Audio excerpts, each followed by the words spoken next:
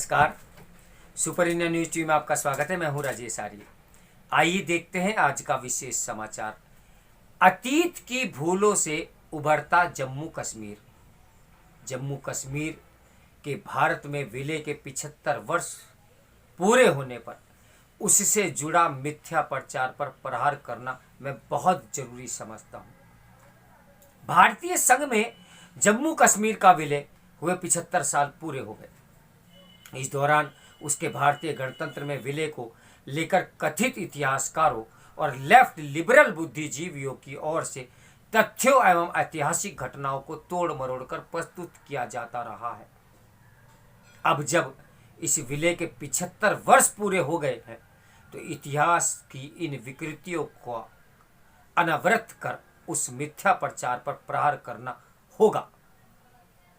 विलय में देरी और उसके दुष्परिणामों के दोष से तत्कालीन प्रधानमंत्री जवाहरलाल नेहरू को बरी करने के लिए इस तप के द्वारा महाराजा हरि सिंह को ही कटघरे में खड़ा किया जाता रहा है।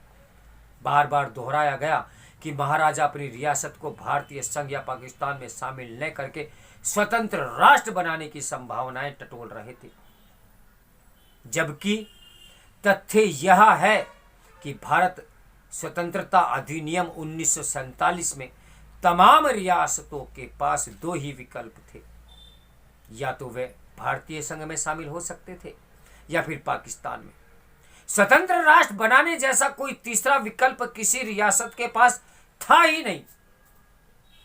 वही महाराजा हरि सिंह का भारत प्रेम तो 1931 में लंदन के गोल मेज सम्मेलन में ही जाहिर हो गया था। उसमें उन्होंने भारत की स्वतंत्रता और एकता अखंडता की पुरजोर वकालत की थी। अंग्रेजों के विरोध और भारत के पक्ष में दिए गए अपने राष्ट्रवादी भाषण से वे अंग्रेजों के निशाने पर आ गए थे। इससे पहले भी अपनी रियासत में लोकतांत्रिक और प्रगतिशील कार्यों के चलते वे अंग्रेजों की आंखों की किरकिरी बने हुए थे। विलय को लेकर एक अन्य मिथ्या प्रवाद की वास्तविकता जानना भी बहुत जरूरी है। आइए मैं बताता हूं आपको।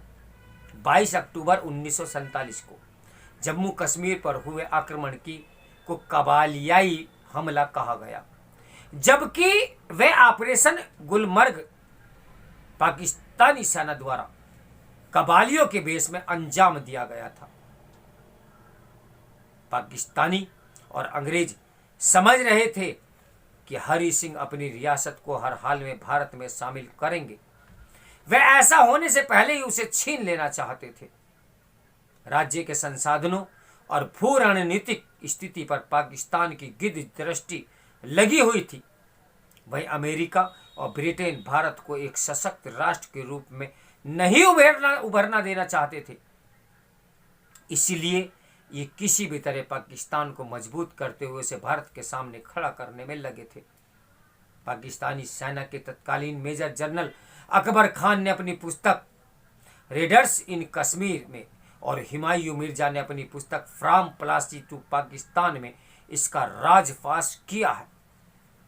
अकबर खान ने लिखा है कि तत्कालीन भारतीय नेतृत्व द्वारा जम्मू कश्मीर के भारत में विलय को लेकर विलंब के मद्देनजर पाकिस्तानी नेतृत्व ने अगस्त सितंबर में ही सैन्य बल द्वारा जम्मू कश्मीर को हड़पने की रणनीति पर काम शुरू कर दिया।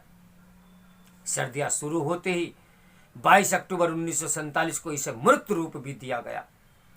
दरअसल नेहरू अपने मित्र शेख अब्दुल्ला को जम्मू कश्मीर की बागडोर सौंपने के लिए हरि सिंह पर दबाव बनाने के कारण विलय में देरी कर रहे थे।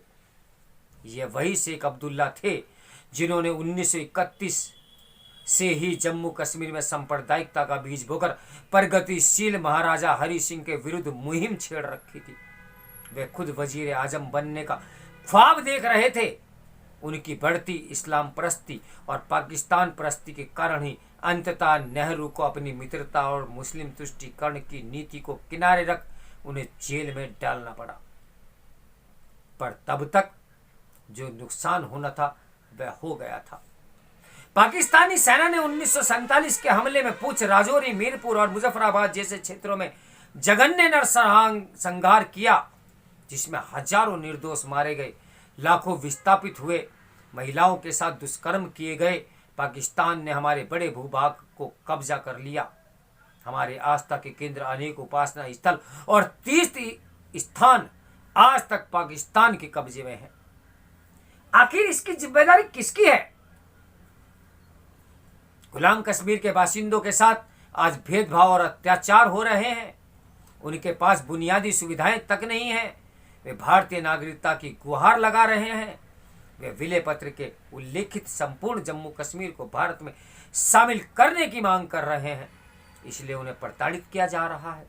उनके इस दमन और उत्पीड़न का जिम्मेदार आखिर कौन है? विलय के 75 साल पूरे होने पर इन प्रश्नों के उत्तर तलाशे जाने चाहिए और प्राथमिकता के साथ तलाशे जाने चाहिए। विलय के बाद भी जम्मू कश्मीर भारतीय संघ के साथ पूरी तरह नहीं जुड़ सका। इस राह में कुछ संवैधानिक दुश्वारियां पैदा कर दी गई, जिन्हें 5 अगस्त 2019 में वर्तमान केंद्र सरकार ने दूर किया।